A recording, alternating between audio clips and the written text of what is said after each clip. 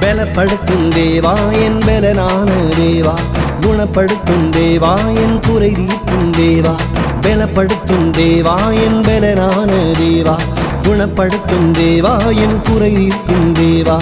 உயிர்ப்பியும் உயிர்ப்பியும் உந்தன் பக்கமாய், நடப்பியும் நடப்பியும் எந்தன் வசமாய். உயிர்ப்பியும் உயிர்ப்பியும் உந்தன் பக்கமாய், நடப்பியும் நடப்பியும் எந்தன் வசமாய். பலப்படுத்தும் தேவா என் பலனான தேவா, குணப்படுத்தும் தேவா என் குறை தீர்க்கும் தேவா.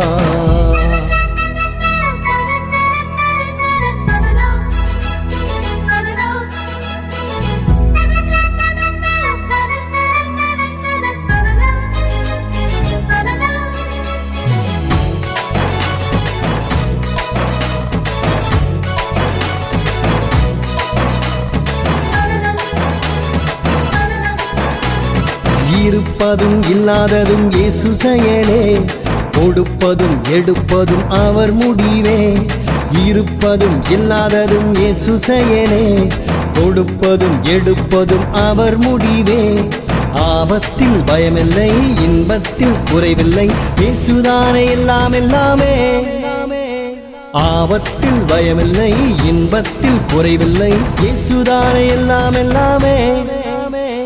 பலப்படுத்தும் தேவா என் பலனான தேவா, குணப்படுத்தும் தேவா என் குறை தீர்க்கும் தேவா. பலப்படுத்தும் தேவா என் பலனான தேவா, குணப்படுத்தும் தேவா என் குறை தீர்க்கும் தேவா.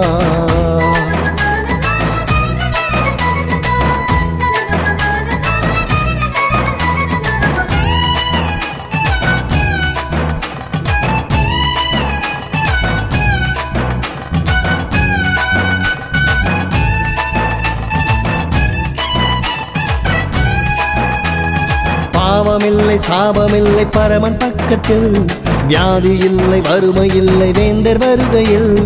பாவமில்லை சாபமில்லை பரமன் பக்கத்தில், வியாதி இல்லை வறுமை இல்லை வேந்தர் வருகையில். எங்கெங்கும் கொண்டாட்டம் இயேசுதானே தேனாட்டம், இருக்கிறாரே சுவையாக. எங்கெங்கும் கொண்டாட்டம் இயேசுதானே தேனாட்டம், இருக்கிறாரே சுவையாக. பலப்படுத்தும் தேவா என் பலனான தேவா, குணப்படுத்தும் தேவா என் குறை தீர்க்கும் தேவா. பலப்படுத்தும் தேவா என் பலனான தேவா, குணப்படுத்தும் தேவா என் குறை தீர்க்கும் தேவா.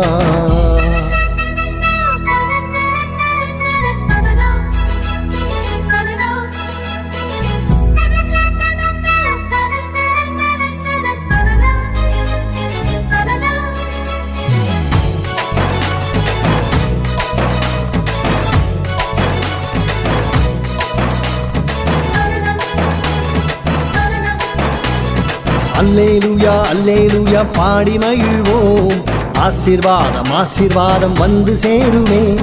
அல்லேலூயா அல்லேலூயா பாடி மகிழ்வோம், ஆசீர்வாதம் ஆசீர்வாதம் வந்து சேருமே. இரட்சண்ய கொம்பாகும் வெற்றிக்கும் பங்காகும், இயேசுவை போல் தேவனுண்டோ. இரட்சண்ய கொம்பாகும் ரட்சிக்கும் பங்காகும், இயேசுவை போல் தேவனுண்டோ. பலப்படுத்தும் தேவா என் பலனான தேவா, குணப்படுத்தும் தேவா என் குறை தீர்க்கும் தேவா.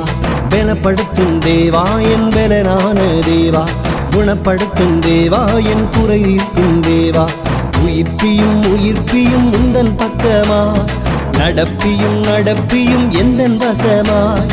உயிர்ப்பியும் உயிர்ப்பியும் உந்தன் பக்கமாய், நடப்பியும் நடப்பியும் எந்தன் வசமாய். பலப்படுத்தும் தேவா என் பலனான தேவா, குணப்படுத்தும் தேவா என் குறை தீர்க்கும் தேவா.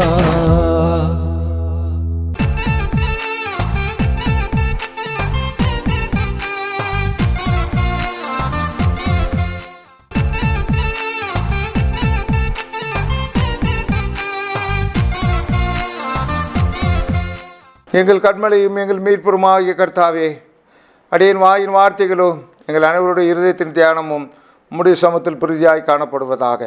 சிவப்பு கொடி, சிவப்பு கொடி. யோசுவா 2ஆம் அதிகாரம் 17ஆம் வசனம்.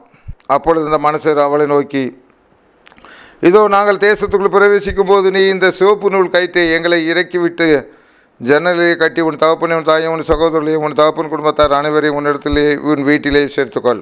இல்லாவிட்டால் நீ எங்கள் கையில் வாங்கின ஆணைக்கு நீங்களாக இருப்போம். எவன் ஆகில் ஒன்று வீட்டு வாசல் வெளியே புறப்பட்டால் அவனுடைய இரத்தப்பொழி அவன் தலைமை மேல் இருக்கும். எங்கள் மேல் குற்றமில்லை. உன்னோட வீட்டில் இருக்கிற இவன் மேல் அவன் கை போட்டதாக அவனுடைய இரத்தப்பொழி எங்கள் தலையின் மேல் இருக்கும். ஆக கர்த்தருக்கு பிரியமானவர்களே, சிவப்பு கொடி. இப்பொழுது யோசுவா என்ன செய்கிறாருன்னா, 2 பேரை அனுப்பி என்ன செய்கிறாருன்னா, நீங்கள் எரிகோவை வேவு பார்த்துட்டு வாங்கன்னு அனுப்புகிறார். அங்கே அங்கே போன உடனே இவங்க அங்கே மாட்டிக்கிடுறாங்க. ஒரு சகோதரி இவங்களை காப்பாற்றி விடுறா. அப்போது இந்த 2 வேவுகாரருக்கும் இஸ்ரவேல் ஜனங்களுக்கும் அவங்களுக்கும் என்ன ஒரு ஒப்பந்தம்னா, அந்த ஆட்கள் சொல்கிறாங்க, ஐயா நீங்கள் உங்களை பற்றி நாங்கள்லாம் நல்லா எரிகோ ஜனங்கள் சொல்கிறாங்க, நாங்கள் எல்லாமே கேள்விப்பட்டுட்டோம் ஐயா. அந்த ஸ்ரீ சொல்கிறா, நாங்கள்லாம் அப்படியே தொடலாம் கையெல்லாம் நடுங்கி கிடக்கோம். ஐயோ மாட்டிக்கிட்டோமோ, இஸ்ரவேல் ஜனங்க வந்து அவ்வளோதான், இதுதான் எங்களுடைய நிலைமை, உண்மை அதுதான். இன்னும் அந்த அம்மா இவங்க 2 பேரையும் அவங்க மறைச்சி வச்சு காப்பாற்றி அனுப்புகிறா. அப்போ இந்த 2 பேரும் அவங்ககிட்ட சொல்கிறாங்க, நீனும் உன் குடும்பமும் பிழைக்கணுன்னா நாங்கள் வரும்போது இந்த சிவப்பு கயிறை சிவப்பு கொடியை மேலே ஏற்றிரு. ஒன்றே உன் குடும்பத்தில் உன் வீட்டுக்குள்ளே யார் இருந்தாலும் சரி அவங்கள நாங்கள் ஒன்றும் செய்ய மாட்டோம். சிவப்பு கொடி அடையாளம் நாங்கள் படையெடுத்து வரும்போது. அதுதான் அந்த ஒப்பந்தப்படி நடந்தது, சிவப்பு கொடி. ஆக அதே மாதிரி திரும்ப இஸ்ரவேல் ஜனங்கள் அங்கே படை வீரர்கள் வருகிறார்கள். அந்த சிவப்பு கொடி அந்த வீட்டில் எத்தனை பேர் இருந்தாலும் அத்தனை பேர்களையும் காப்பாற்றி கொண்டு போயிடுறாங்க. இன்றைக்கு உனக்கு எனக்கு சிவப்பு கொடி இருக்குது தெரியுமா? பெரிய சிவப்பு கொடி. ஆண்டவராகிய இயேசு கிறிஸ்து பாவிகளை ரட்சிக்க இயேசு கிறிஸ்து இந்த உலகத்தில் வந்தார் என்பது உண்மையும் எல்லா அங்கீகரிப்புக்கும் பாத்திரமானது. 1 கொரிந்தியர் 1:15 பவுல் சொல்கிறார், இயேசு கிறிஸ்துவின் ரத்தம் சகல பாவங்களை நீக்கி நம்மை சுத்திகரி. ரத்தம் என்பது என்னது? சிவப்பு. ஆண்டவராகிய இயேசு கிறிஸ்து இன்னைக்கு ஒரு சிவப்பு கொடியை உனக்கு எனக்கு ஏற்றிருக்காருயா. நாங்களாம் அந்த சிவப்பு கொடியை ஏந்திட்டு நிற்கிறோம் ஐயா. என்ன சிவப்பு கொடி? கல்வாரியில் அடிபடும்போது சொன்னார், இயேசுவே இவர்களுக்கும் பிதாவே இவர்களுக்கும் மன்னிங்க, தாங்கள் செய்கிறது என்னதென்று அறியாதிருக்கிறார். அந்த இரத்தம், இயேசு கிறிஸ்துவினுடைய இரத்தம் சகல பாவிகளையும், அவருடைய நாமமே இல்லாமல் வேறொரு நாமம் கட்டளையிடப்படவில்லை. பூமி எங்கும் இயேசுவின் இரத்தம் இல்லாமல் வேறொரு இரத்தம் கட்டளையிடப்படவில்லை.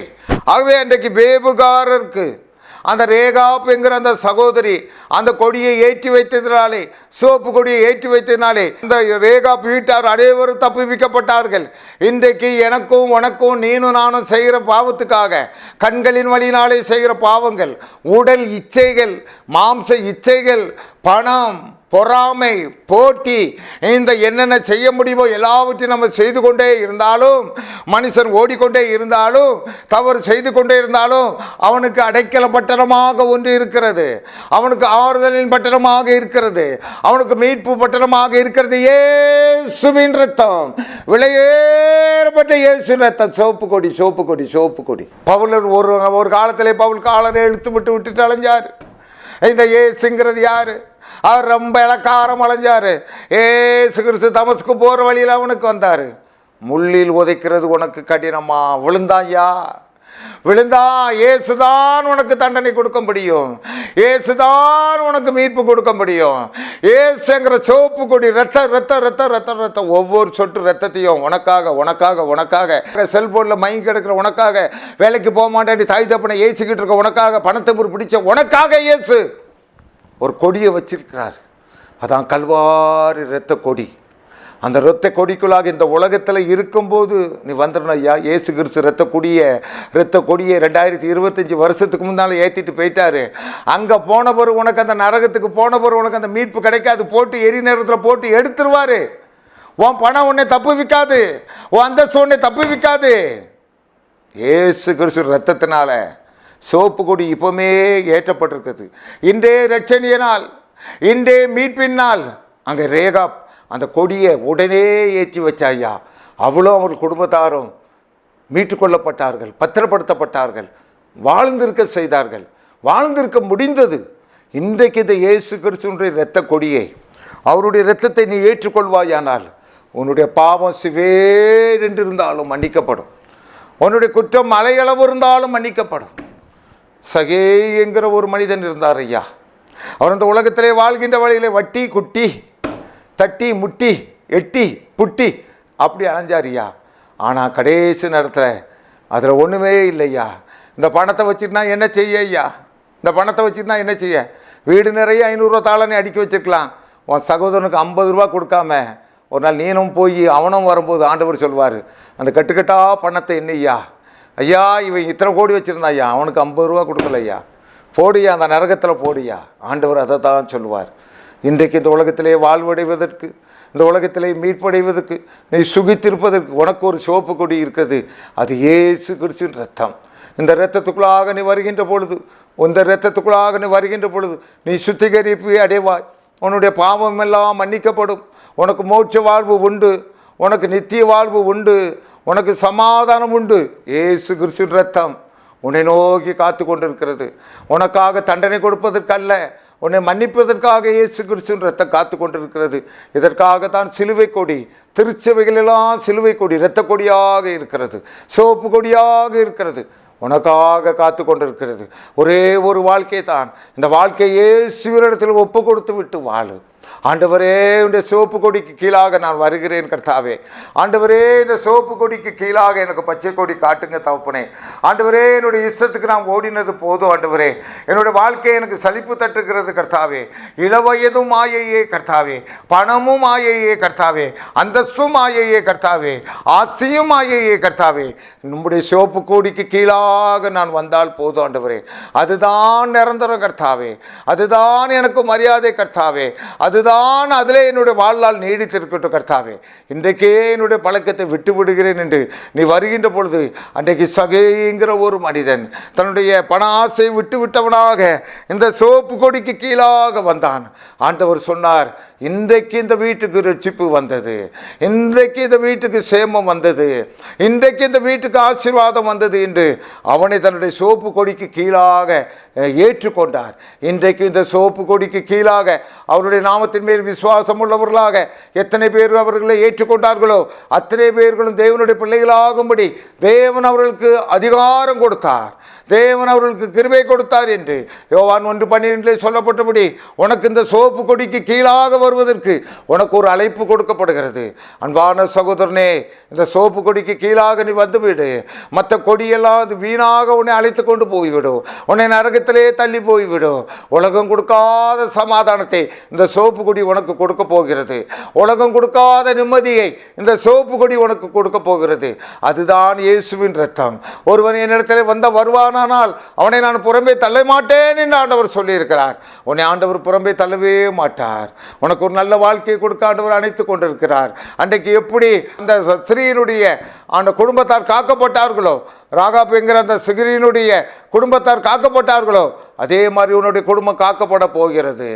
உனக்கு இயேசுவின் ரத்தம் தெளிக்கப்படுமானால், இந்த சிவப்பு கொடிக்கு கீழே நீ வருவாயானால் உன்னுடைய அந்தஸ்து காக்கப்படும், உன்னுடைய பதவி காக்கப்படும், உனக்கு இரட்டிப்பான நன்மைகள் கொடு. இன்றே இந்த சிவப்பு கொடி கீழே வருவாயா? ஆண்டவரே, இந்த வாலிபன் சந்திக்கப்படட்டும் ஆண்டவரே, இந்த யுவதி சந்திக்கப்படட்டும் கர்த்தாவே.